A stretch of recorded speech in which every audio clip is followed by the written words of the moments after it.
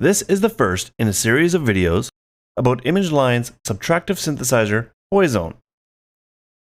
Subtractive synthesis is based on the principle of having a sound source, usually in the form of an oscillator, and taking that source and using filters to subtract part of the sound to produce an altogether different sound. While the principle of this idea is very simple, it has led to some very complex variations, some using multiple oscillators and looking like a desk of a power station. With so many controls to tweak and so many parameters, it can be mind-boggling. If you enjoy this type of complexity, then Poizone might not be for you. Although you may want to try it to see how much fun its simplicity and ease of use is. After a comment like that, you may think that Poizone lacks the flexibility of one of these control desk-like synthesizers. And that's where you'd be wrong.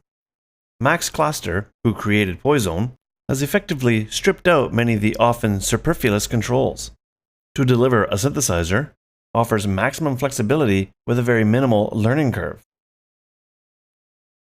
Max Cluster has done a great job in producing the synthesizer where every control tweak matters, enabling you to focus more clearly on the sound that you want. Poizone itself is a 3-oscillator subtractive synthesizer. 2 main oscillators work alongside a separate noise oscillator. It is capable of sing, ring, and pulse wave modulation. These oscillators feed into a multi-mode filter, capable of 3 modes of operation, as well as having keyboard and velocity tracking. There is delay, chorus, and unison DSP effects, as well as having 2 ADSR envelopes. One is user-definable and the other is a standard volume envelope. It is automatable by both separate mod wheel and low-frequency oscillator options. Finally, it also has a well-featured arpeggiator and noise gate. Over the next videos, I'll be going over all the features of the interface in detail. So if some of that synth tech babble went over your head, do not worry about it.